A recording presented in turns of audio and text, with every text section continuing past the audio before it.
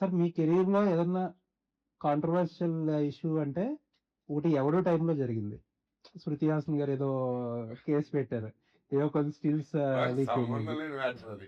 మాకు ఓ రోజు ఫోన్ చేశారు పోలీసు వాళ్ళు, ఎస్ఐ ఎవరో కాల్ చేశారు. ఇట్లా ఒకసారి రండి కలవాలి అన్నారు. దేనికో కూడా తెలీదు. రాజుగారికి కాల్ చేశా. సరే ఏంటి అని. వెళ్ళి కలిసి రండి ఏంటో అంటే వెళ్ళాం. వెళ్తే ఏంటి ఏం జరిగింది? అసలు ఏం మనకు మ్యాటర్ తెలీదు. వెళ్తే వాళ్ళు స్టిల్స్ లీక్ అయినాయి, ఆవిడ కేసు పెట్టింది, మీరే లీక్ చేశారంట కదా అని. మేము లీక్ చేయడం ఏంటండి బాబు, మాకు లీక్ ఎందుకు చేస్తాం, మేము అఫీషియల్గా రిలీజ్ చేస్తే చేస్తాం. బట్ మేము అఫీషియల్గా రిలీజ్ చేయాలంటే ప్రొడ్యూసర్, డైరెక్టరు, యాక్టర్స్ కూడా అప్రూవ్ చేయాలి. అయ్యా 4 స్టిల్సో 5 స్టిల్సో టచ్అప్లు క్లీనప్లు చేసి ఇస్తాం. మామూలుగా వెబ్సైట్స్కి అప్పుడు గ్యాలరీస్కి ఇచ్చేవాళ్ళం కదా. అవునవునవును. అది రెగ్యులర్ ట్రెడిషనల్గా ఎప్పుడు జరిగేది అది ప్రతి సినిమాకి. అట్లా బట్ మేము ఆ స్టిల్స్ ఇచ్చినట్టు కూడా మాకు గుర్తులేదు. ఎవరికి ఇవ్వలేదు సార్ మేము, అది ఇది అంటే లేదు లేదు మీరే ఇచ్చారంట, వాళ్ళు చెప్పారు, వీళ్ళు వెబ్సైట్లో వాళ్ళని కూడా చాలా మందిని పిలిపించాం, వాళ్ళు మీ పేరే చెప్పారు, మీరు ఇచ్చారంట అది ఇది అన్నారు. లేదు సార్ మీరు ప్రూఫ్ ఉంటే చెప్పండి, నాకు తెలిసి అయితే నేను కానీ మా టీం వాళ్ళు కానీ మేము ఎవరో ఇవ్వలేదు, అది ఇది మీరు చేసుకోండి, మీ ఎంక్వైరీ ఏదో చేసుకోండి అని చెప్పాం.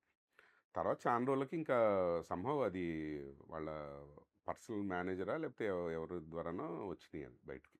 సార్ అంటే అది సాంగ్‌లో స్టిల్లే గదా! అది వీడియో గూడా ఉంది. ఏంటి ఉన్నాయి అంటే అబ్జెక్షన్? కొన్ని అంటే సార్ ఇప్పుడు మేము నిజంగా ఇవ్వాలనుకుంటే చూసి ఆ! బాగున్న స్టిల్స్ మీరివ్వడం అనేది కాదు నాకు కాన్సెప్ట్. నేను అంటే అది అబ్జెక్షన్ ఏంటి? బ్యాడ్ బ్యాడ్ ఎన్జీ స్టిల్స్ కూడా వచ్చేసింది సార్ అప్పుడు. అంటే ఎన్‌జీ స్టిల్స్ అంటే? కొన్ని ఆక్వర్డ్గా ఉన్న, ఇప్పుడు మనం ఆక్వర్డ్ పోజెస్ ఏమైనా ఉంటాయి కదా, మనం బర్త్డే సెలబ్రేట్ చేసుకుంటే కేక్ కట్ చేసే ఫోటోలు తీస్తాం, నోట్లో పెడితే నోరు ఇట్లా ఇట్లా అట్లా కొన్ని బ్యాడ్ స్టిల్స్ ఉంటాయి కదా. అంటే అది వీడియోలో ఉంటది కదా మళ్ళా. వీడియో అంటే ఎడిటెడ్ వీడియో కదా సాంగ్. ఓకే. మొత్తం అన్నీ అలాంటియన్నీ వీడియోలో కూడా ఎడిట్ అయిపోతాయి. ఏదైనా ఇప్పుడు మీరు ఇప్పుడు ఇంటర్వ్యూ అయినా మీకు బాగాలేని పార్ట్స్ ఏమైనా ఉంటే తీసేస్తారు కదా. ఓకే. ఓకే. అట్లా సాంగ్ అయినా ఇప్పుడు ప్రాపర్గా ఎడిటెడ్ ప్రాపర్ ప్రెజెంటబుల్ వర్షన్ ఉంటుంది. ఆ స్టిల్స్ వచ్చినాయి కొన్ని ప్రెజెంటబుల్గా లేవు, బాగాలేవు. ఓకే. బాగాలేదు.